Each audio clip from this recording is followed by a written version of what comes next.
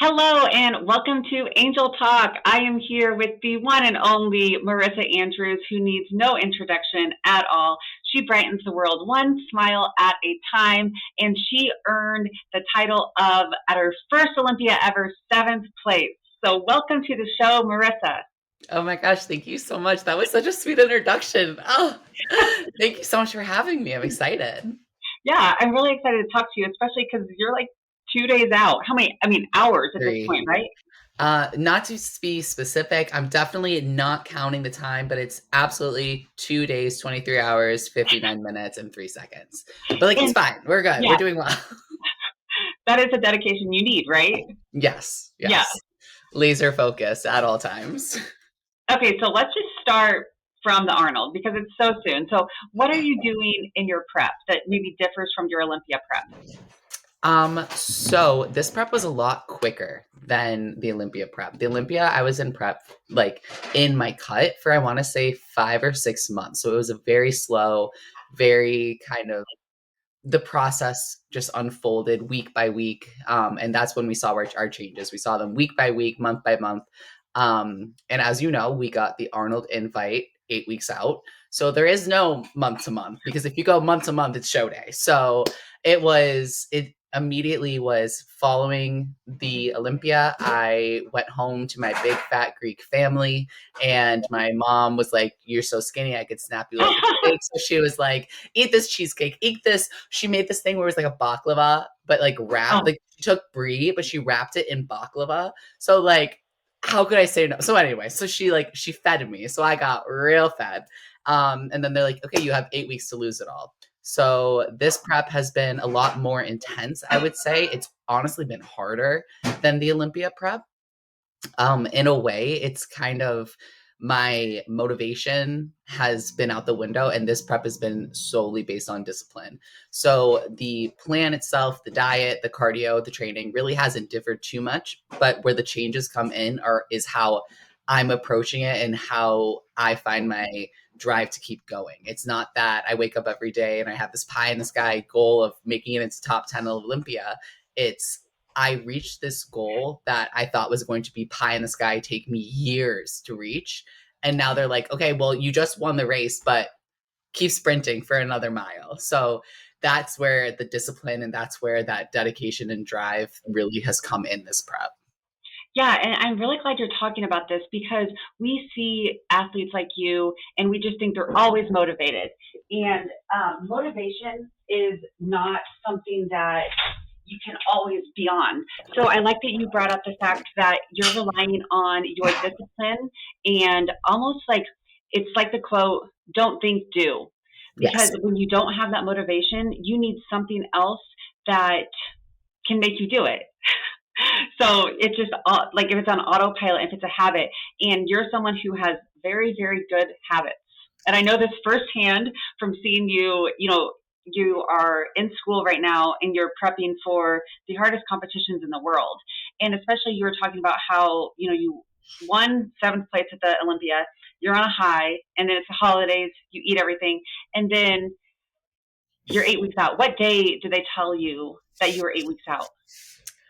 I don't remember the Like exact. it was mid January or somewhere around there. It was end of January, mid January. So I remember it was like 9 weeks out, and I was on the phone with Sunny, and we were talking about, we're like, are they really not telling people? Did they send the invites and we just didn't get it? Like, that's okay. I just would Yeah. love to know because, like, I'm trying not to go crazy off the bandwagon. But yeah, it was 8 weeks, definitely not 9 weeks. I remember the conversation at 9 weeks saying, how is it already 9 weeks out and they haven't told us? So 8 weeks. Yeah. Do you think since it was only 8 weeks, the competition is going to be different? I think a lot of girls have pulled out if they believed that they wouldn't have been ready.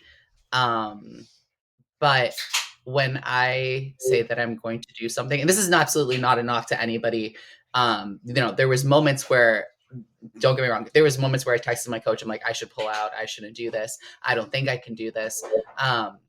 But 8 weeks to do an entire prep, even for pros, after coming off of 5, 6 months Yeah. prepping for the biggest competition in the world, that's not something you can just easily ask of somebody. And this prep has honestly taken every ounce out of me. So I have been telling my friends, like, even if I get last place, I'm still going to collapse on stage because I thought I gave it my all to the Olympia, which I did. And they're like, okay, keep going. So that's where my whole everything is just going to, they're like, what do you want to do after the show? I'm like, I just want, like, can we order takeout? Like, I don't even want to go. I just want to Yeah. lay in my bed with my friends and my family and watch a movie and just exist for just one night. Cause I feel like I've been going and going and going since July 1st of last year. So I'm very excited to I just have chills from that story because I am absolutely obsessed with what the human body can do pushed to its ultimate extreme. And you just said you thought you had pushed it to where it could go. Everyone thought that at the Olympia. We're like, how did she make it there? And then it's like, well, wait, I can even go harder. And it's so inspiring to see people like you push themselves so much farther than we thought was even possible. And I think it's very inspiring for whatever, your field is. This isn't just about bodybuilding, but, you're in school right now learning to become a dentist. And you're doing cosmetic dentistry, right? That's the game plan. So I have to graduate from dental school first. So then I become a licensed dentist, a licensed general dentist. And then it's up to me from there to decide whether I want to go into a residency program or if I want to use my general dentistry and then do specializations and earn additional certifications on my own. But the game plan at the moment, but as we've learned in life, if you would have asked me what I'm doing 2 years ago, there's no way in hell I would have told you I was competing, let alone competing at the Arnold. So life is crazy. Life moves in a billion different directions. But the game plan as of right now is I would love to go into cosmetic dentistry. My hand skills are, I don't want to make it sound braggy, but I'm good at it and I love it. Yeah. So that, I was a fine arts background in undergrad. I have a dual degree in fine art and design as well as biology. So I really wanted to be able to use that art for good. And like you said, like I'm crafting smiles and that's what I love to do with bodybuilding and that's what I want to do with dentistry. And what breaks my heart is that there's girls that I've talked to on stage and there's girls that when they do these question and answers, they ask, what's your biggest insecurity on stage? And I'm sure the people asking these questions are saying it because, oh, is it your glutes? Is it your this? Is it this? Your shoulders? And their answer is my smile. And Oh, it breaks my heart to imagine somebody on the biggest day of their life. Could you imagine? So it's going to make me cry. On the Olympia stage, you work so hard. You do all of that prep for months and months and months. And the only thing you can think about when you're on stage is how your smile looks. Like, that's just, I know it's not like open heart surgery, but it's giving somebody something that brings them joy. And that's what I want to do. And that's what I do with bodybuilding. And that's what I try to portray. And that's really what I want to do with my dental career. So long story short, whether it's cosmetic dentistry or some other avenue, my goal is to just make people's lives better. So we'll figure that out when we get there. I absolutely adore that story. And I was getting ready to ask you, how do you stay so disciplined? How do you stay on track when you're not motivated? But you just answered it because I could hear in your voice, I could see in your mannerisms why you are so disciplined and why you can dig deep and keep going and going and going is because of one word: passion. You are Yeah. so passionate about helping women feel confident with their smile and bodybuilding. And it's people like you that I'm drawn to because I see that passion and I just want to be a part of it. Like I feel some females, I have this magnetic pull toward, and it's those people that have so much passion. I'm really big on, like I am the average of the people I hang out with. So I would love to be like you are part of the average. To me, You that would be tagged me in that yeah. story, and I was walking into class. I literally saw it, and I cheered up. I was like, "That means the world to me," because I feel the same exact way about you. You are a Oh, ray of sunshine, like pure heart of gold. Yeah. I love that. But And when you started when you're like, I'm going to cry talking about women's smiles, I could feel like it's that energy. And it's something, you don't talk the talk. You walk the walk. Not only do you walk the walk, but you walk it so authentically. And it's so inspiring to see you own everything because I know that your family, your mom and dad, do you want to speak a little bit about that? They haven't always been super supportive with you. yeah. So my family is very traditional Greek. Orthodox. My grandparents were born and raised in Greece. So the idea of having their daughters, half dressed on a stage is, well, I'll even back up. To have their daughters have a lot of muscle density is something that it actually brought my grandmother to tears at one point when I was able to pick up 2 cartons of water and she cried and said I had arms like a man. And I said, yeah, you find me a man that has arms that look like this, I'll marry him like that. Okay. And she liked that answer. That's so But fun. yeah, so but then my parents, they don't really they do now, but they didn't always understand what bodybuilding was. Alexa, stop.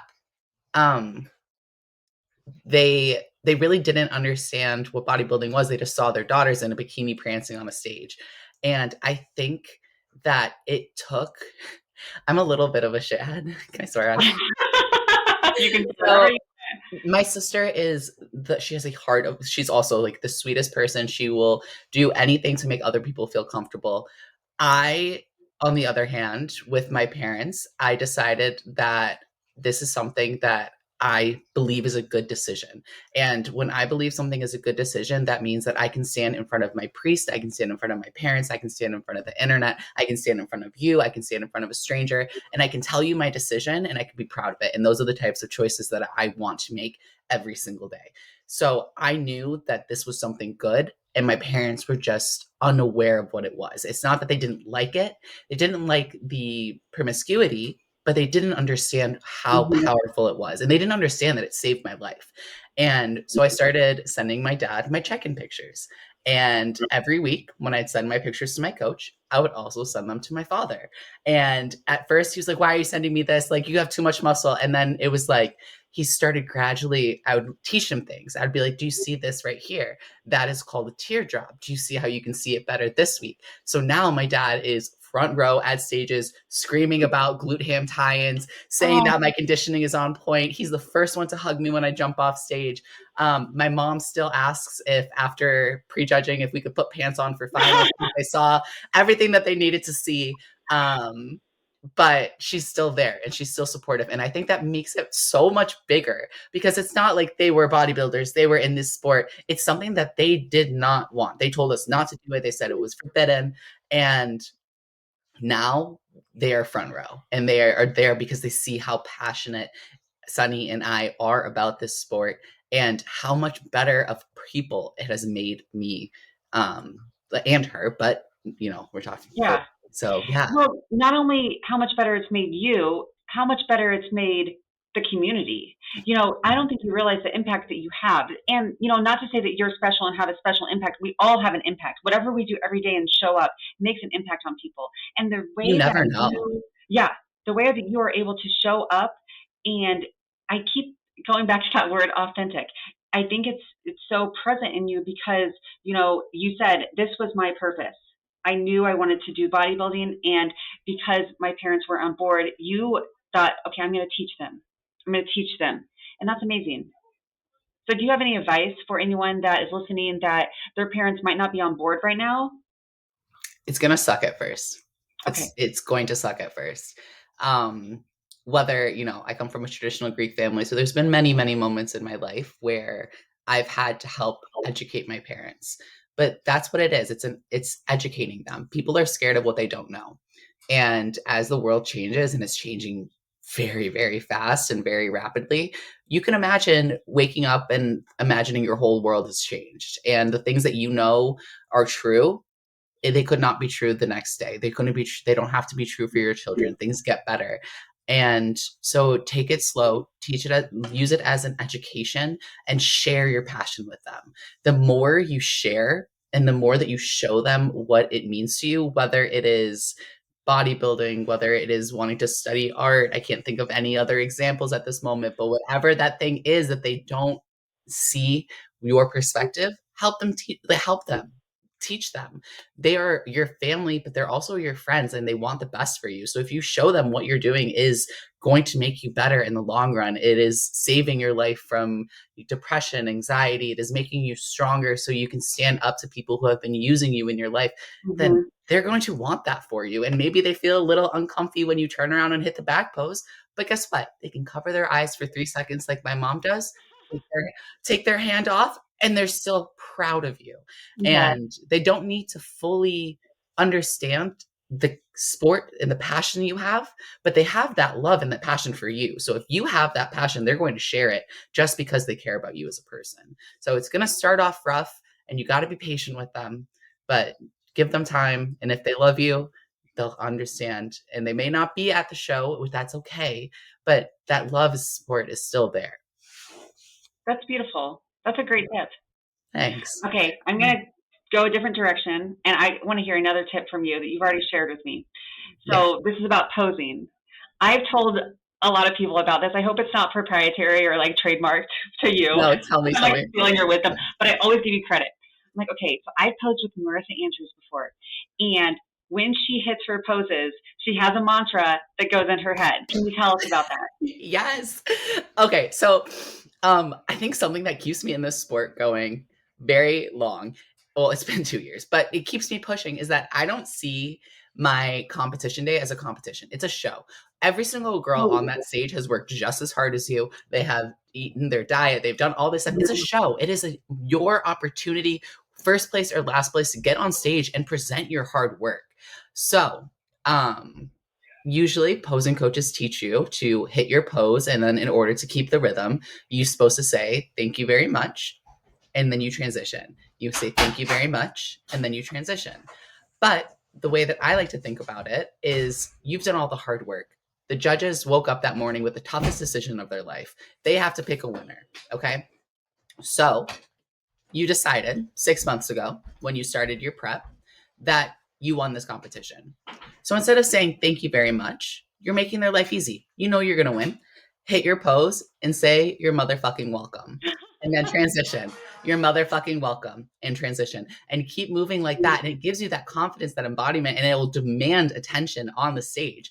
And it will make you seem, or it'll make you feel so much more, it'll make you feel like you belong more than being, obviously be grateful that they're taking the time, but it gives you that a little bit of attitude that says, I deserve to be here. And you keep telling yourself that you deserve to be here. And you do deserve to be there. Whether you get first or last place, you deserve to be on that stage. I really love that. And I think it's because, I don't know if this is a woman thing or just a human thing, but a lot of the time it's hard to feel like you're worthy. It's hard to feel like you're enough in this society. We're always being told to be more and more and more and more. And so even when you get on stage, I even at my last show, I had a little bit of doubt in my head. And, you know, as much as I preach confidence, I felt over the top confidence, but it could always be more. And I really like that tip of treat it like it's a show. It's your show. You've already won it. And you're there to show them all the hard work. Yeah. I love that. And then the song. Right? Yeah. I always listen to the same song. It's I by Kendrick Lamar, and I will butcher it if I try to sing it, but look it up. It's really good. It's a very feel-good, happy song. But no, I had the same at the Olympia. I was backstage. I did my individual presentations, and it was before call-outs. And I remember I came backstage and I was shaking. I was terrified. I was about to be in tears in the corner. My sister came up and was like, what's going on with you? Are you okay? Like, are you lightheaded? And I was like, no, I completely bombed it. I don't deserve to be here. I looked at her. I'm like, it's your year. It's your year. You got to go take this, like take it home for the Andrews. Oh, I'm going to cry. It was the scariest moment of my life. And she's like, she's like, you deserve to be here. You did phenomenal. Take a deep breath and go show them who you are. And I was still hyperventilating. I was still terrified. I convinced myself I was going to get last place. And I looked over to the person next to me that was having the same exact reaction. And can you guess who it was? The person who won.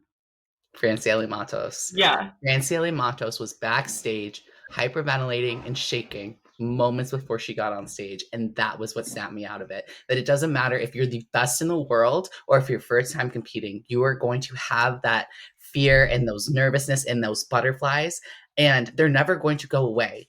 So use them for good. Use them as that adrenaline boost, and use them, don't listen to those little voices in your head, No. because if the woman who's the best in the world that people are looking up to as the icon of the wellness category is nervous before stepping on stage, of course you're nervous. If Yeah. she's nervous, of course you are. But it's okay. Everyone's nervous. You're not crazy for feeling like that. You're not alone feeling like that.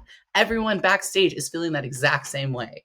If you're not nervous, that means you don't care about it. So nervous Yeah. is a good emotion to have. It's just how you cater that emotion. You can go positive or negative nervousness. And it Yes. looks like well, Sunny helped you push it to the positive side. Yeah. Yeah. How did it feel on Friday night getting top 10? You knew you were top 10, so you got to go out on stage. What was that like? Well, I cried on stage Oh, before they even I don't know if you were able to see prejudging, but there was, a moment where I was in the center before they moved us around, but I was split center with Francielli, and I made eye contact with my coach, and my coach Chris was crying, my posing coach Ashley was crying, so I just started crying, and I was holding my front pose in the middle of the stage in front of thousands of people, and there was just like tears going down my face. So that's how it felt. It was just, it felt like the best dream ever. And honestly, if you told me right now, Karah, that it was all a dream, I would have been like, that makes sense. Like that totally makes sense. Absolutely. But my my goal was to be in the top half. My pie in the sky, shoot for the moon goal was to be in first call outs. So I don't actually, that's never really happened to me. I've never hit a pie in the sky shoot for the moon goal, so I don't know even how to explain what it felt like, but it was the most surreal, happiest moment. Second to the moment of running off stage into the people I love's arms, because I think that was the best moment. Honestly, the placing and the stage was great, but running off stage into my boyfriend Colin's arms, I dropped my bags, dropped everything, and just gorilla or koala'd him, and hugging my parents and my coach, and that moment was bigger to me than the actual stage moment itself. So I also took my last final exam with dental school that morning, so everything was kind of done. Okay, what was that thing I posted on Instagram? I was like, don't make excuses. And if you make an excuse, go look at what Marissa Andrews does and then make that same excuse. Yeah. I tell people, if they tell me they don't have time, I tell them I get embarrassed for them. Like if somebody that is like in my school, they're like, oh, I don't have time to go to the gym since I started school. And I was like, that's really embarrassing. You should not tell people that. like you're literally just telling me that you're lazy at this point. Like we're in the same program. Don't tell me you can't go to the gym for the last 8 months. Okay. Don't even try. But I love your energy about it because it's so inspiring. Like I get inspired by seeing you just dominate your whole life. Okay, I want to talk about your first prep because I want to share with the listeners how disciplined you are. And okay, let's talk about the first prep. Okay. So my first prep started New Year's Day 2021. I hired my first coach, who I'm no longer with, and their protocols were quite extreme. I was not allowed to have any salt. I was not allowed to have any carbs. I had moved to Brazil and then to Mexico with him for a month to train. And I remember one night I was absolutely starving, which I realized I was eating like 500 calories and doing 2 hours of cardio and training, and I was starving. So I opened the fridge and I ate a piece of lettuce, and he yelled at me and told me that if I wasn't serious, that I wasn't allowed to eat lettuce because there's too many carbs in it. I was 16 weeks out. There was too many carbs in it. If I wasn't serious, get on a plane and go home. So from that moment, anything he said went. And I had my sister, but I didn't really understand how hard people go in this sport. I thought it was just the norm. And there was a point where I was eating 4 egg whites 4 times a day, and that was it. It came out to 275 calories. I had not had carbs for like 4 months, no salt for 4 months. I was taking a diuretic twice a day for 6 months since I started my prep until the end of my competition season. It sounds like you were actually sick. If you look at pictures and videos of me from when I won my pro card till now, I look I look ill. Like I look like I'm about to break in half. And now I look strong and full. And then I looked like a shell of a human. And I think I was. I really was. I would cry to and from the gym every single day. I have videos on my phone where I'm talking about, I'm like, why do people do this? I hate this. This is not fun. And now you see my check-ins. I'm literally posting check-ins of me dancing and singing, and it's just a completely different energy. And anytime things get hard now, I remember doing that. And if I was strong enough to basically starve myself to death out of sheer passion for this sport and doing well, I can do an extra 10 minutes of cardio. Not a big deal. And when my coach tells me to suffer and he drops my calories to 1,300, and I'm like, sir, it's okay. Don't worry about me, sweetheart. I'm good over here. So right now you're on, do you want to share what your macros are right now, or is that too much? It's peak week, so they change every day. So I don't actually know what the macros are. But before this week, I was on 1,600 on my high days and then 13 on my low. Oh, wow. Yeah. So you're eating a lot of food. And then 50 minutes of cardio 6 days a week. Yeah, we're doing good. Okay, so when you compare your photos from prepping with the crazy protocol coach, let's call them, compared to now, obviously you've gotten better with the sport, but when you're looking at those photos side by side, I feel like you can see, yes, Marissa Andrews, she looks amazing at that show, but you can see the energy and in your face and in your muscle bellies. It's not quite healthy. Like it's hard to explain. It's something that you can't even explain. So can you talk a little bit about like how your prep plays into how you look on show day? Yeah, your energy is so important on your show day because you need to be able to hold yourself and have that, that little attitude, that sass, that beauty. You need to be able to let yourself shine on stage. And it's more than just a physical sport. This is a mental sport.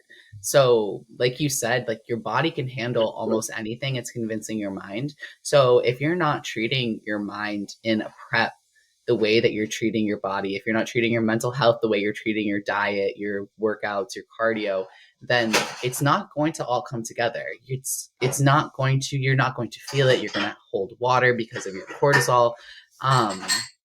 I don't know what else other to say than just make sure that you treat your mind and your mental health in a prep first. And there's going to be days where you're not feeling it and you have to push a little harder.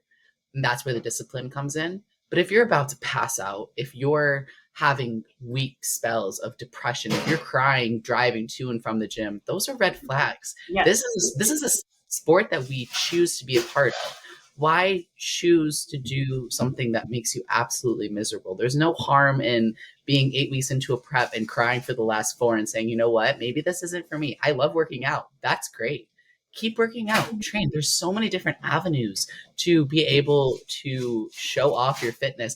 Do an angel competition runway show. If you love working out, seriously, if you love working out, you want to put on a sparkly bikini and get on stage and show off your hard work, there's places to do that. You don't.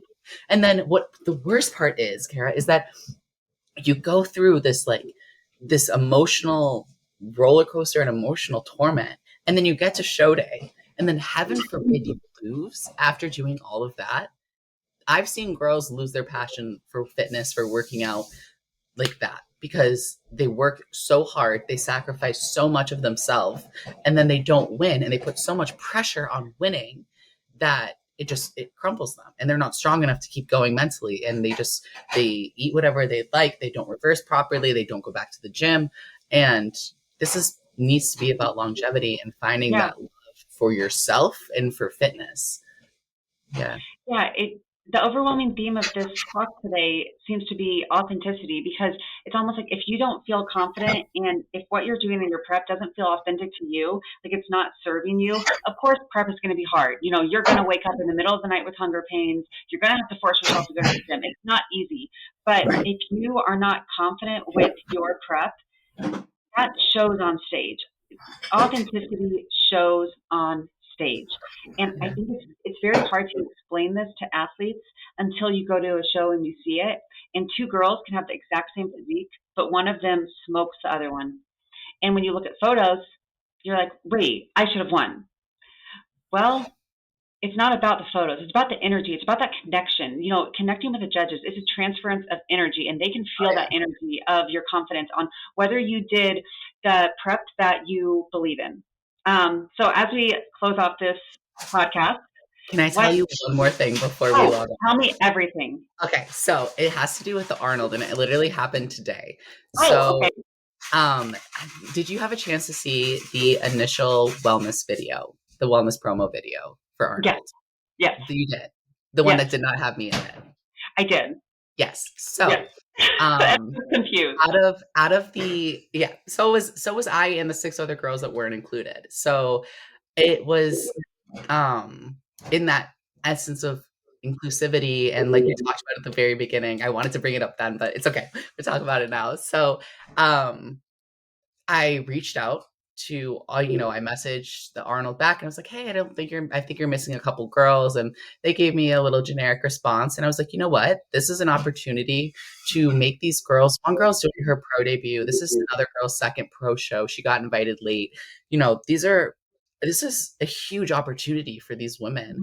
And they deserve to have this moment commemorated, and they deserve to have this promotional thing. They deserve to have this video of them looking like a badass on stage that they can send their mom and dad and be like, look, I'm really like, look at Yeah. this is who I am, and I sent it. So I reached out to every girl that wasn't included on the initial video, and I asked them for their stage footage. So I took the Arnold's promo video and I edited in all of the athletes, I love that. all of the girls that are competing this year, whether they've stepped on a pro stage, whether they've been competing for 20 years, they are all stepping on this stage, and they deserve that love and that excitement, and that in 50 years we're all going to be old and wrinkly and ugly, and they should be able to be like, look, grandkids, grandma was hot. That's I just and so like you said, like I just that feeling of bringing joy and making people smile. I made it last night when I was doing cardio, whipped it out in like 20 minutes, sent it to these girls, and their responses were so beautiful and so exciting that it just, yeah, I don't know. I was just so excited to be able to give that little piece of this sport to them. And, that little video of them looking like a badass with the Arnold logo on top of them, letting Oh, people know that they are coming to that stage and they mean business and they deserve to be on that stage, and they deserve the love and the notoriety and the excitement about them being on that stage, just like every single other athlete does. They earned that invitation. They have been working their ass off, and I'm so excited. I just posted the new reel on my page if you want to go look at it. It's so okay. cute. I'm gonna go share it. That is, Yeah, you are that's all I so, wanted to share. I'm so excited about it. you're so altruistic. Like you give and you want nothing in return, and that quality is hard to find. Why? What happened to you that made you altruistic and that you're so giving and the whole thing? How you want to put a smile on everyone's face? Well, I talked about this at therapy the other day. I had a really rough teenage few years. I suffered really bad from depression and anxiety, and I didn't really think that there would be a tomorrow to wake up to.